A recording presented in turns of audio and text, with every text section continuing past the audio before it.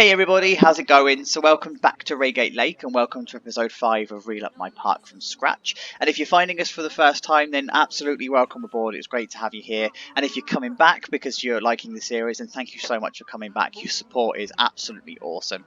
I love every single member of the community that's coming back and interacting with this. So without you guys, this series doesn't really exist. And so if you are brand new to this whole concept, this is Planet Coaster, and we're building an absolutely ultra realistic park where we focus on absolutely everything to do with a theme park that you can possibly imagine.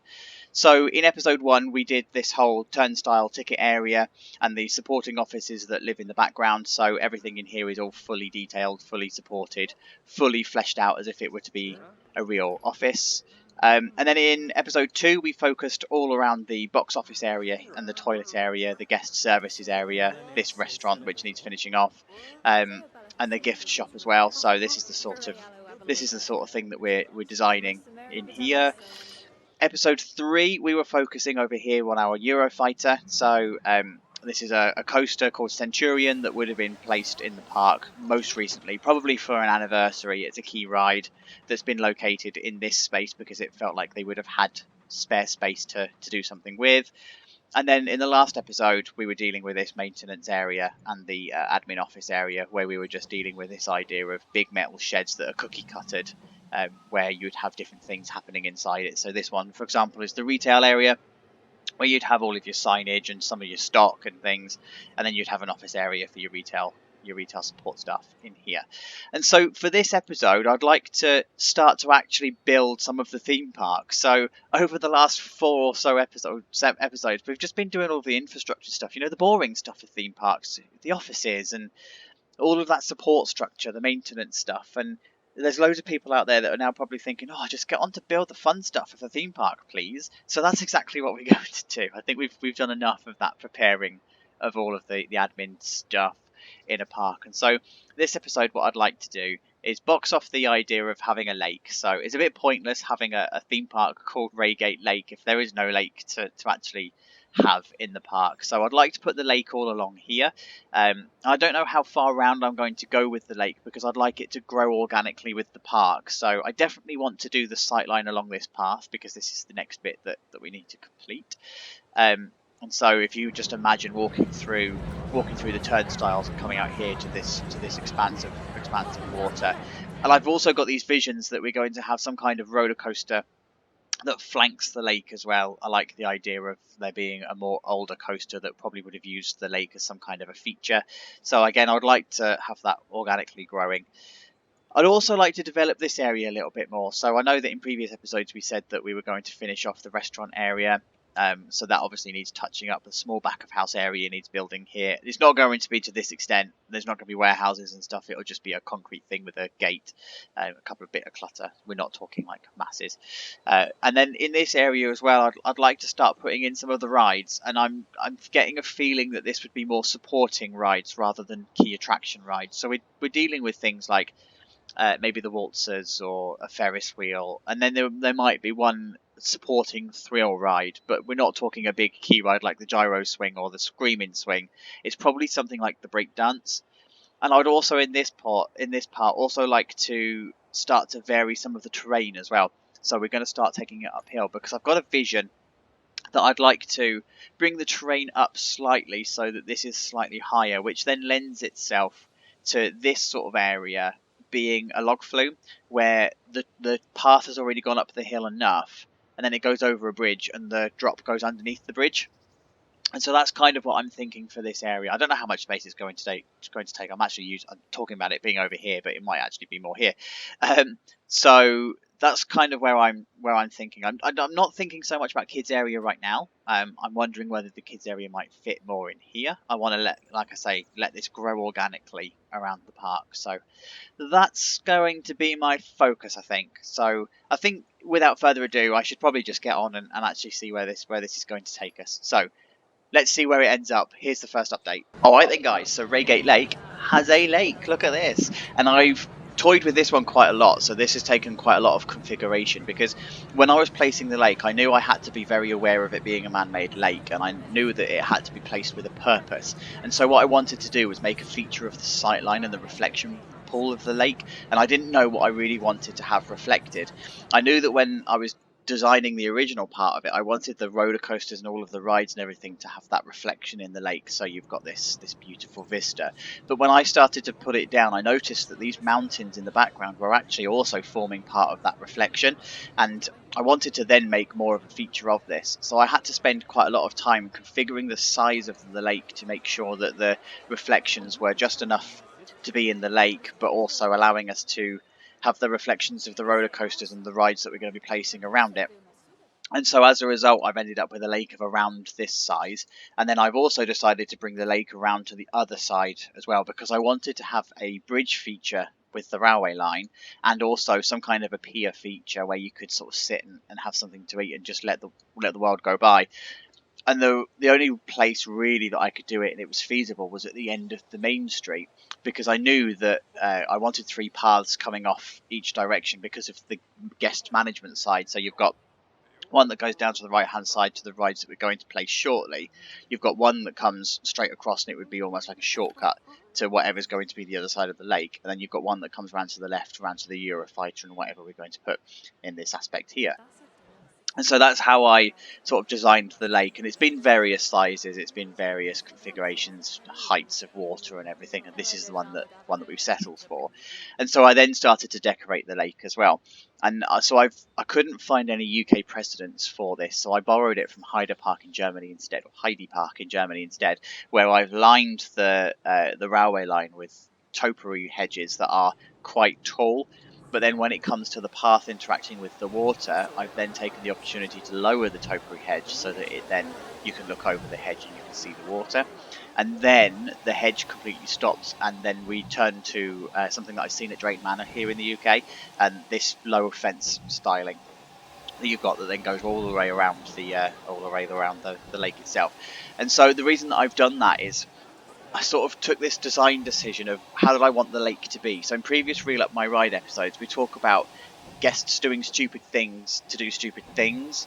And one of those is about bodies of water, and do they want to go and cool down in the summer when it's hot, or do they want to go and splash, do they want to go and swim?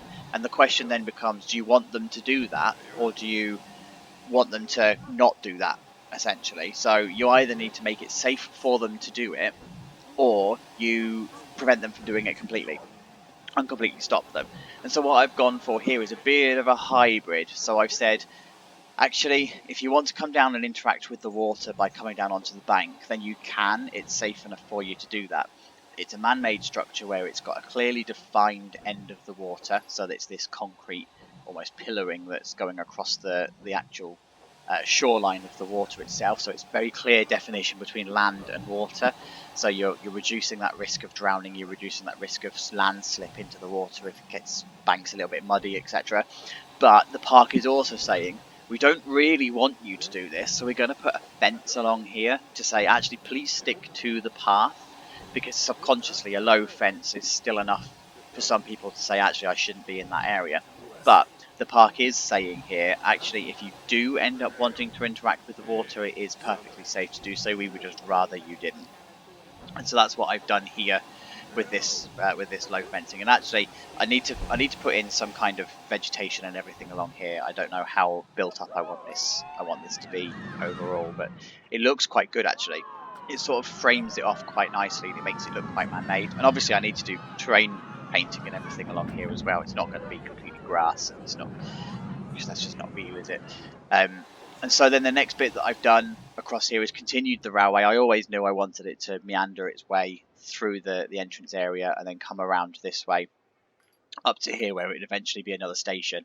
And so I've just done this level crossing. And this, by the way, is done by having the rails that go down by 0.64 degrees. So it sinks the sleepers into the ground, goes across the path, and then it goes back up 0.64 degrees just to return back to how it was with the sleepers at ground level.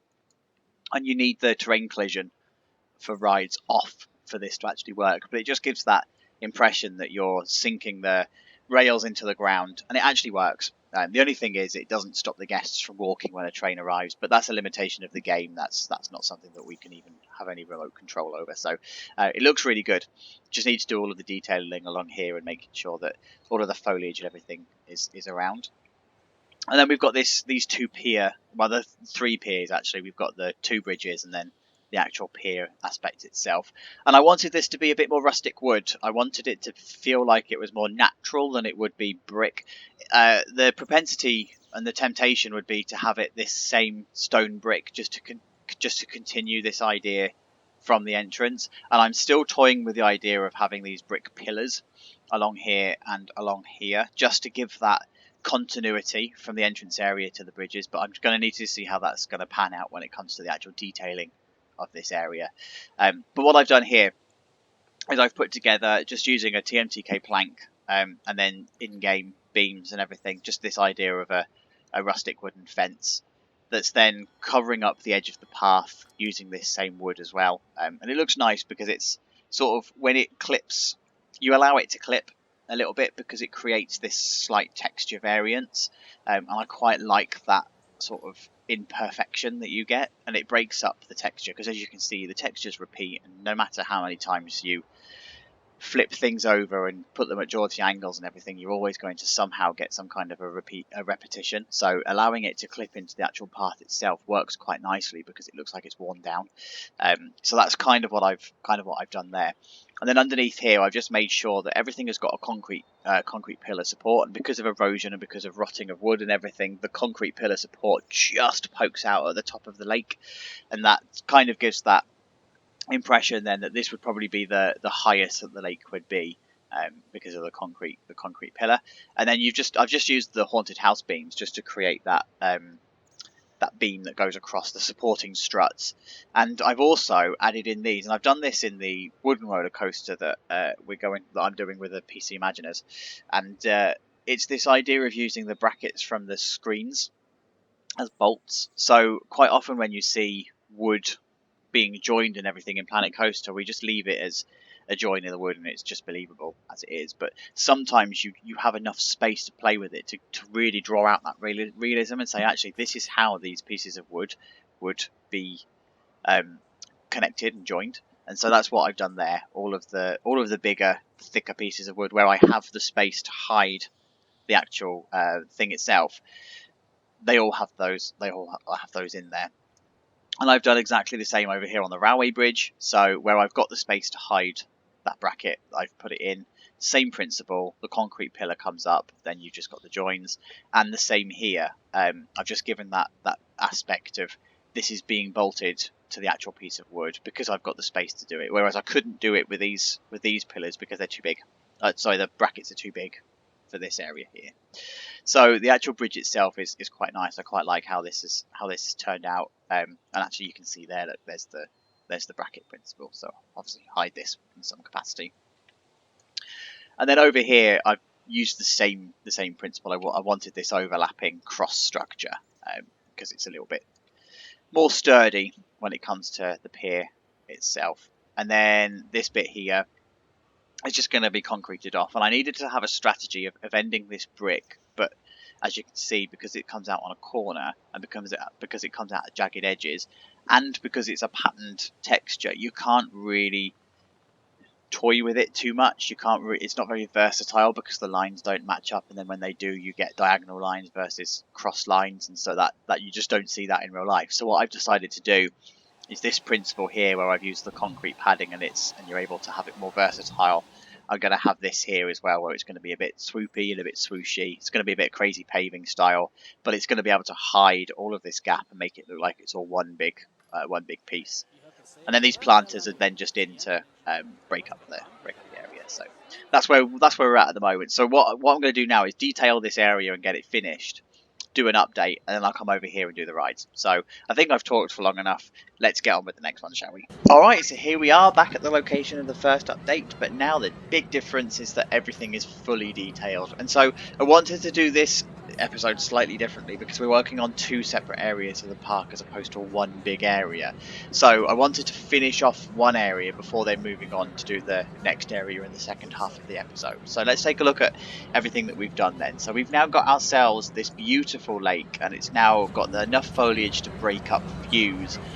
to obstruct it slightly so that it draws you around the lake to go and actually see the view itself.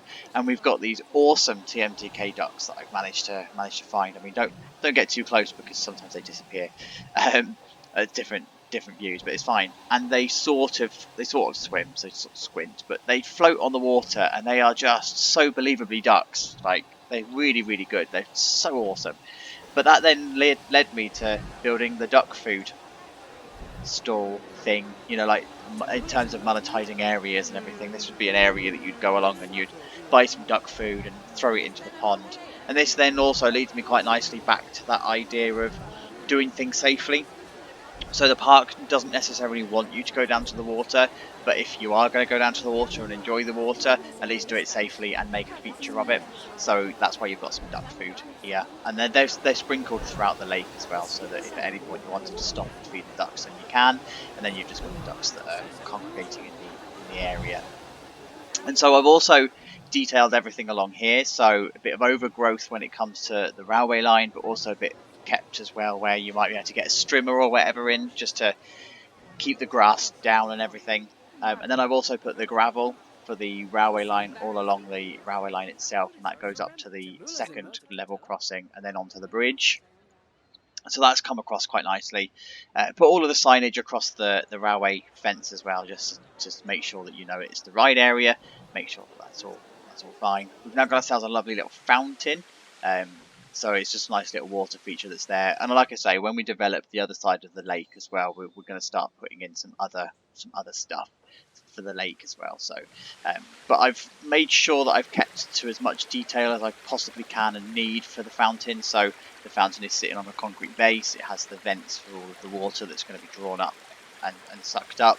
And then you've just got the actual fountain itself. I don't know whether I'm going to decorate the bottom of the lake. It would be good to get your ideas, actually, guys, to see whether it's worth decorating the bottom of the lake, or do we treat the bottom of the lake the same as the car park, where actually, let's save the piece count. This is probably somewhere that you'd sacrifice there being a bit of detail, because from this angle you can see the bottom of the lake, but from this you can't. So do you even do it?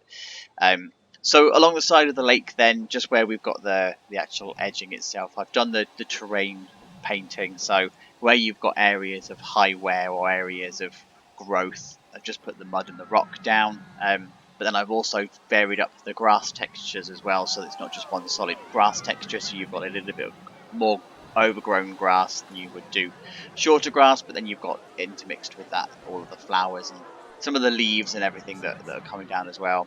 And then I've also just put some of the grass that's growing into the water, so that tends to happen. But the deeper the water goes, the more it turns into rock and leaves and stuff. And then this just continues all the way along here. And I've actually brought this even further round just to get a feel for how this is going to come together, because I know that we definitely want to put some kind of roller coaster feature in this area. So I wanted to start to bring that out to this way. I've also just put the gravel. No, don't hide. I've just put the gravel around the railway line as well, just to make sure that that's all done. And then over on the other side, when it comes to the bridge and the actual pier itself, I've done a lot of work here too. So I've gone around and I've put the life rings around, so you'd have those in case somebody does happen to fall into the water. I don't know if I'm going to put the signs up for no swimming and deep water, danger deep water. I may do. And then also for the actual bridge itself, I've just gone along and I've just tidied it up slightly, just to give it a bit more realism adding to it. So there's a couple of things that I've changed whilst we're fighting with the autosave. There's a couple of things that I've just changed along here as well when it comes to where the positioning of those bolts, just to vary them up slightly so they're not so uniform, they're not so put in specific places. They're still there.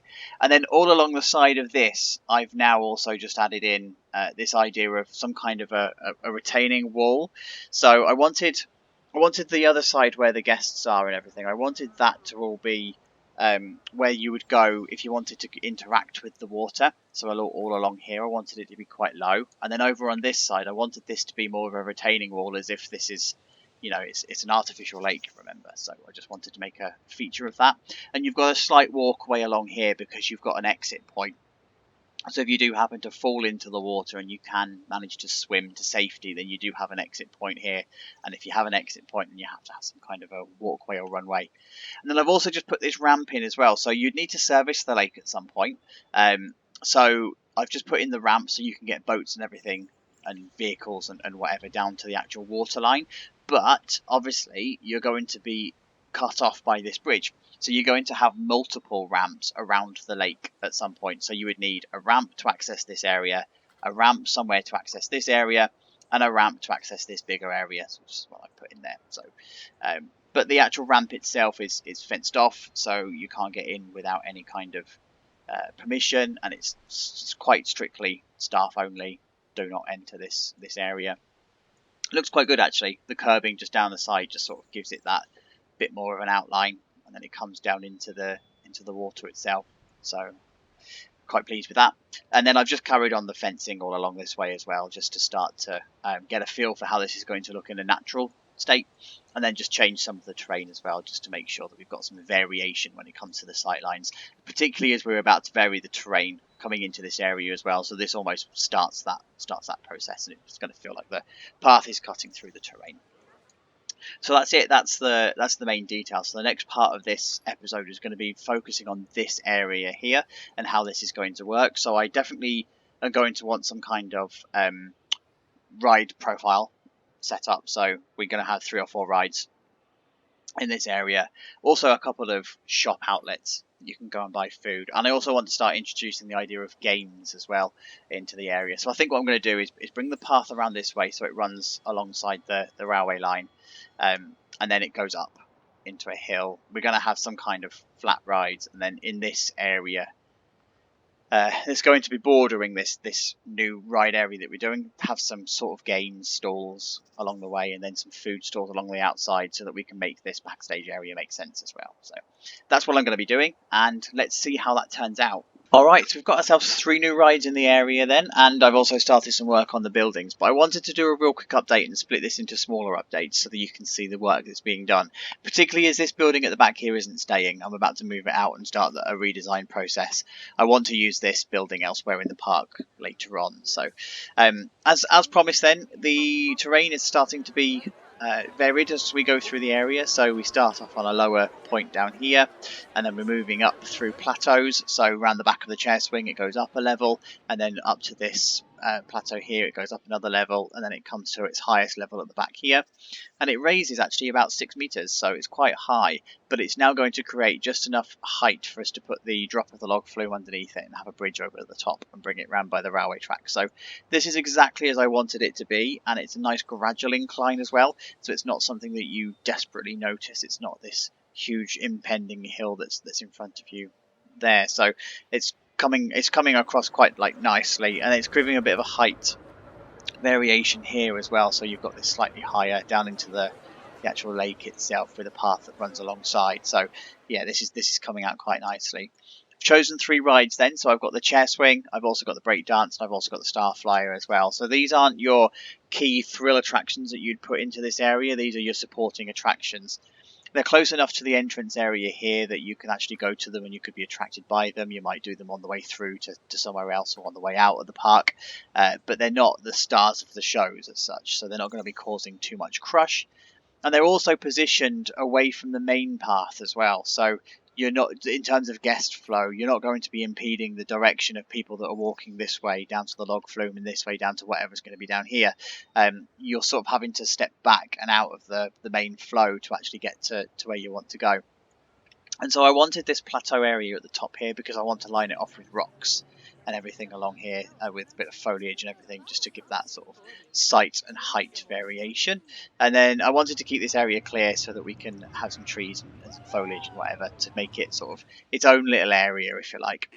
And then we've also got we haven't used this in a while actually, we've got this idea of the steps and the ramp, so I wanted to incorporate that into this area, particularly as we're dealing with terrain height changes quite a lot through this part. So I've started to place where I want some of the game stalls as well. So this is going to be a two staller.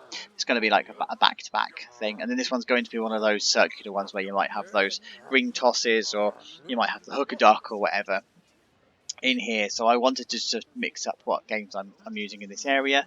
I've started to then look at the buildings as well, and I've inadvertently ended up going for some kind of like a beachy type theme with the pastel colours that I'm using. So there's pastel blue, the orange, the pink, and there's a green in here as well.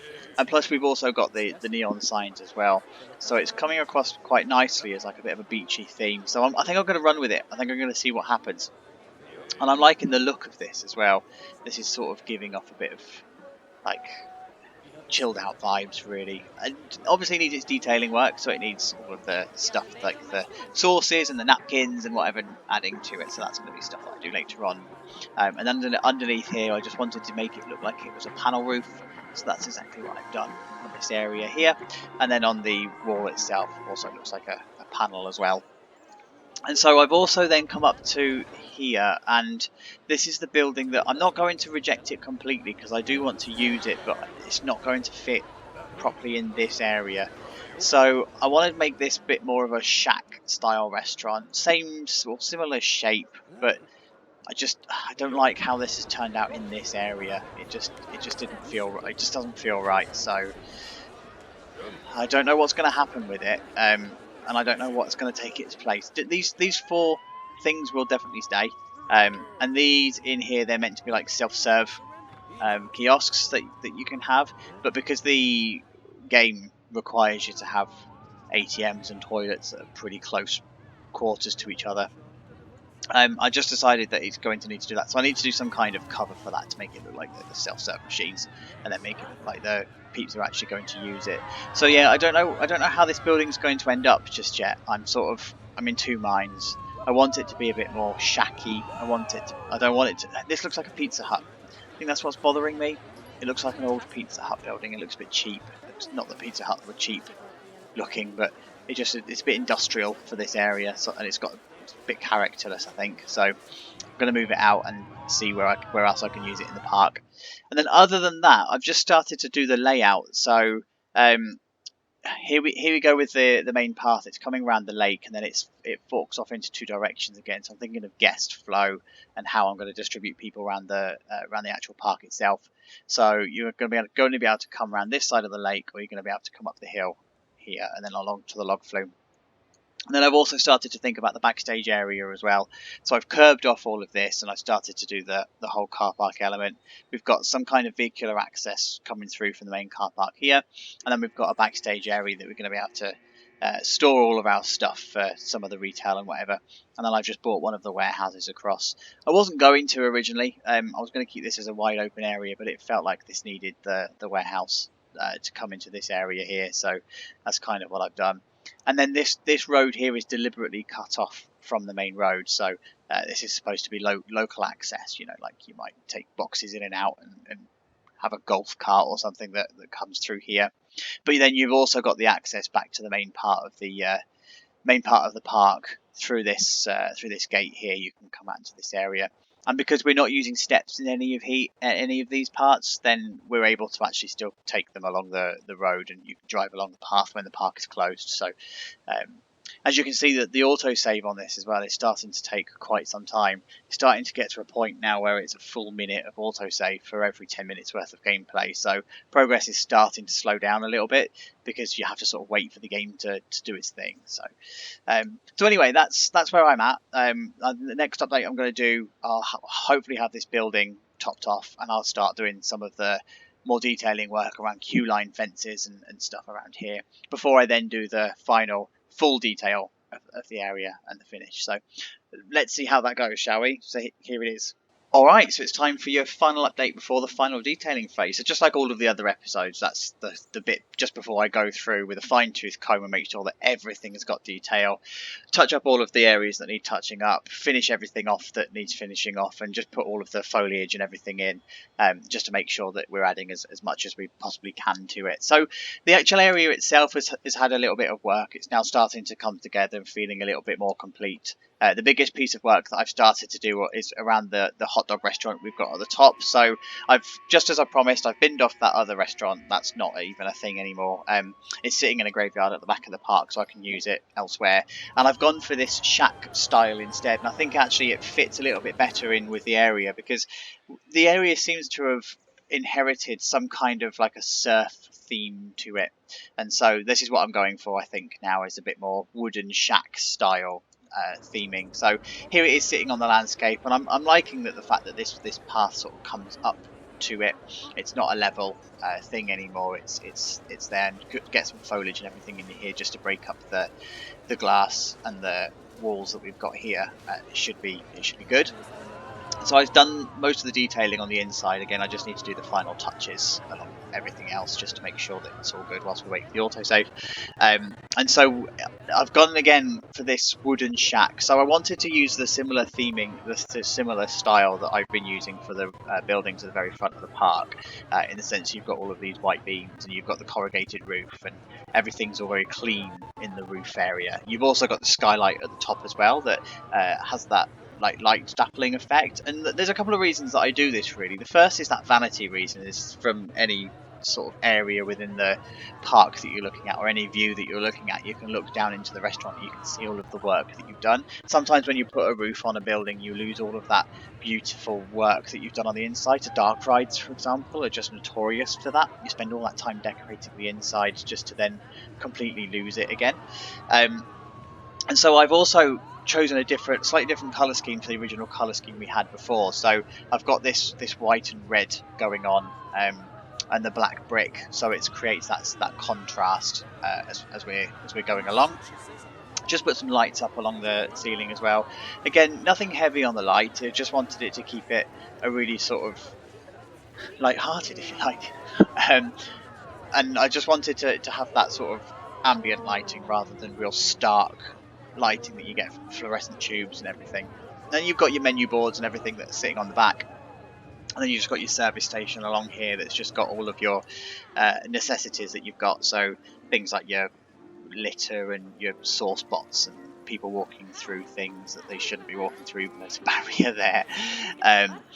Yeah, so I've just also done a little bit of decorating and detailing on the wall as well, just to break up the stark space that you've got in front. So I'm liking how this has turned out. The beams are turning out quite good as well, like the white. And from this side, it's looking quite good too.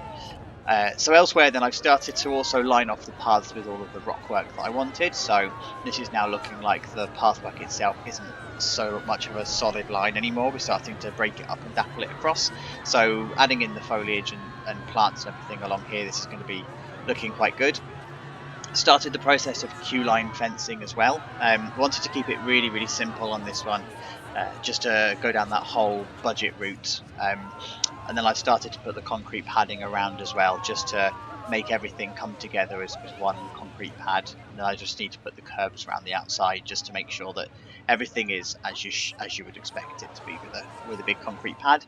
This area then is probably going to have some kind of picnic benches or something in this area just to break up the space slightly, because it is just a big square that serves no other purpose other than these two rides. There may be the possibility that we might bring a path down this way later on when we know what happens with the log flume. Yeah, let's see where that develops. Then we've got the games machines that just need some kind of building put around it, so that's fine. And then I've started to do the fencing down this way. So I've started to fence off the railway line and put the signage and everything up. So this is probably as far as I'm going to go in this episode. So it means we've got this whole view line. Need to also do the foliage and everything that's coming along here. And then I've started to put some trees and everything into this area just to see how it's going to sit, and to know what sort of height trees and how many trees I need in this area so that we can still maintain the sight line and everything. Started to then do the queue line for the chair swing. So this is probably the one that's had the most effort made to it. It feels like this would probably be the star of the area because it's the first ride that you would see in the area. So I've very much borrowed this from the Leesburg style chair swing ride. In fact, it's very heavily inspired by it. For those of you that have been there would probably see very stark similarities. And then I just wanted, again, just to have this concrete pad effect. So this is what I've started to do here, just to see whether it would actually work as one big pad, and to see whether I could make the area work, given that it's on a hill, and making sure that I'm not going to end up with some really weird lines that don't look like they fit.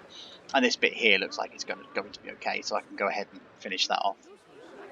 And then the last bit that I've really worked on here are these games units. So I just wanted to make sure that I had some kind of monetization options going on in this area. This is going to be a key area that everyone's going to walk past at some point. You go into either the other side of the park or other rides and stuff. And so I just wanted to make sure that we had this opportunity for these games. And I've actually made the effort to do some stuff for the games this time, whereas before I'd make them more of a facsimile of a game where you just sort of throw it together and hope for the best.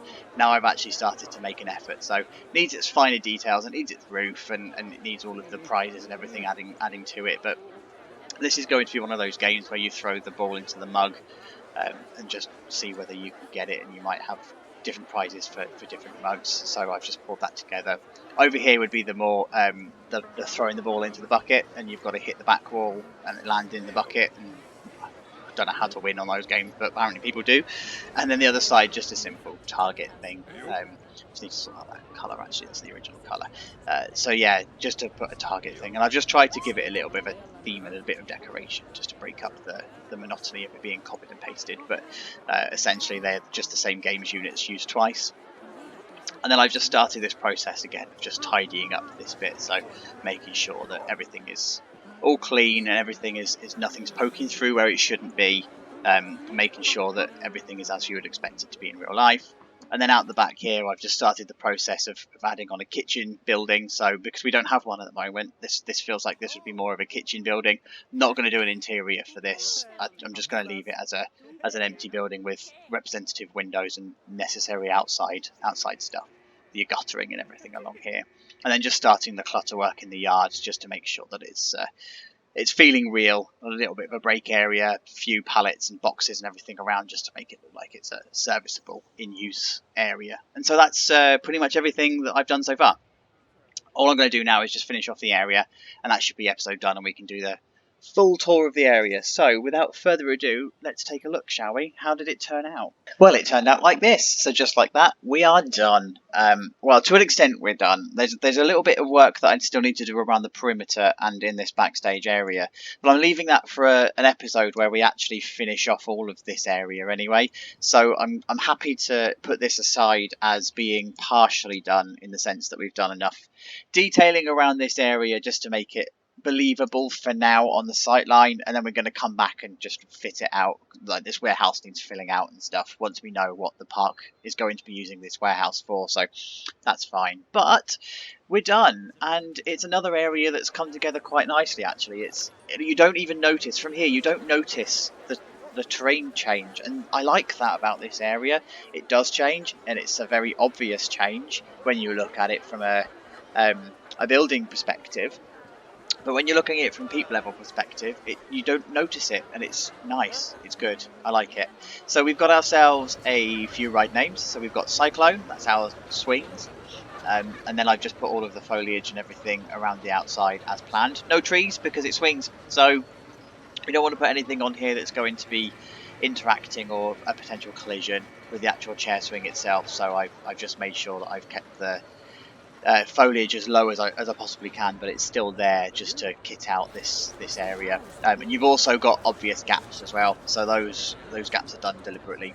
It's supposed to be a bit of an overgrown mess of area rather than something that would be necessarily looked after.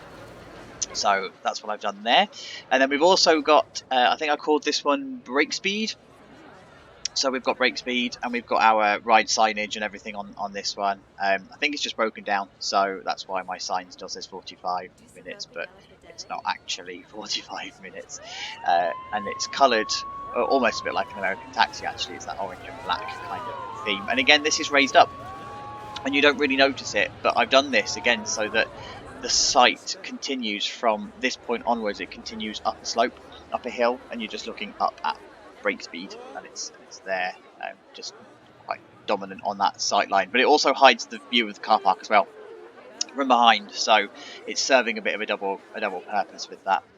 And then over on the other side, we've got ourselves the star. This one, just it's a relatively short queue, but it's a long ride time, so that's why the queue is full. I don't really want to do much more queue than this, because this isn't a crowd muncher, and when we get more rides in the park later on, not many people are actually going to end up using this ride anyway. So wanted to keep the queue on this one relatively short and keeping it sort of short and sweet. So done all the foliage and then around the rides, so I've just put some flowers in. I kind of went for this more overgrown feeling than more kept feeling. It felt like this would be a bit of a an older area of the park. It's a bit more shady, a bit more natural, a bit more almost like feral. I want to say, especially when you look at pictures from, and I don't mean this to be a just disjustice to these parks, but when you look at pictures of the likes of Drayton Manor, for example, that's a very generic, very cheaply done theme park, and it's not actually that well kept, but it's still effective.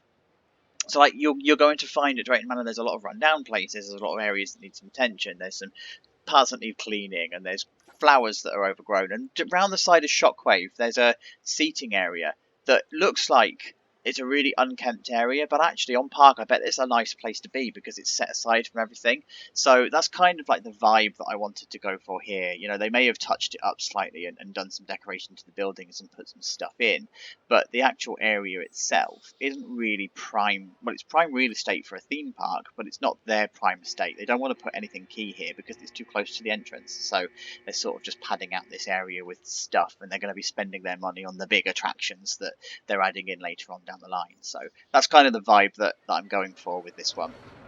So inside the dolls, not much has changed. I'm still liking how this has turned out. I didn't want to tweak anything else to it. I just thought it was sufficient to have it like this. And actually, the level of business that this is getting warrants this kind of size.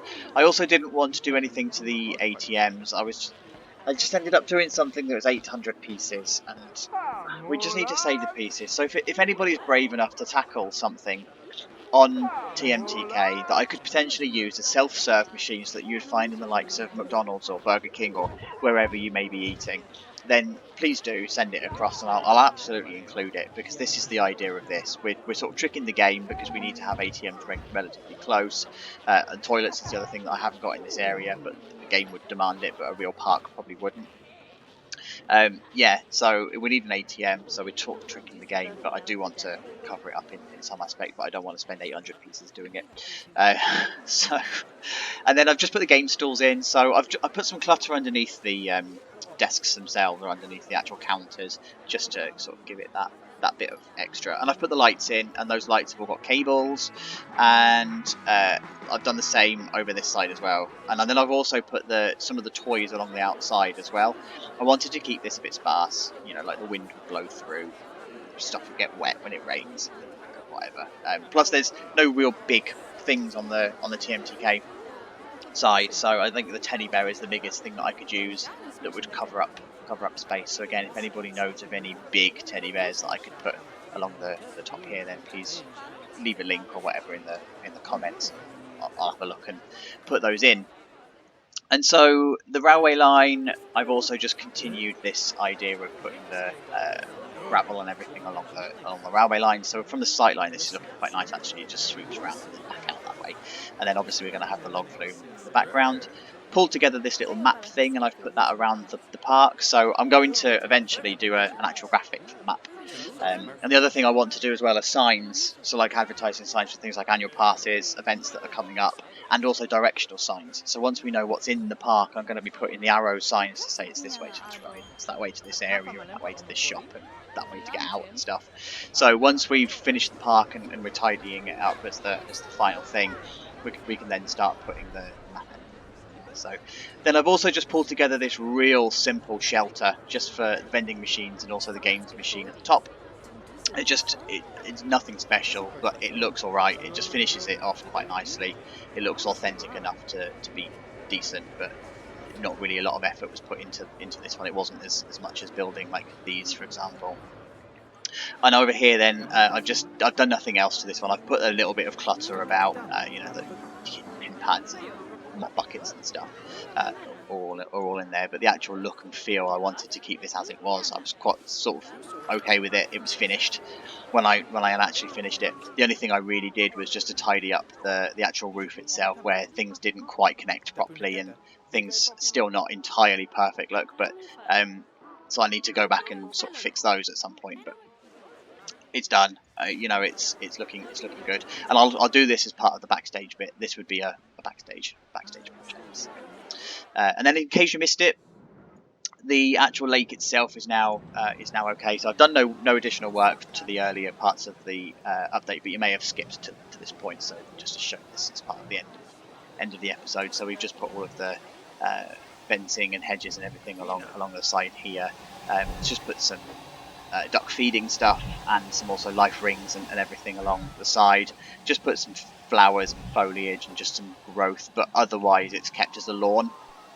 And the idea is that you can go and sit on the lawn, you could probably paddle in the lake if you wanted to. The park have made it safe for guests to do it, but they're making it very clear they don't want you to do it because there's a fence there, but if you do choose to, then it's safe to do so.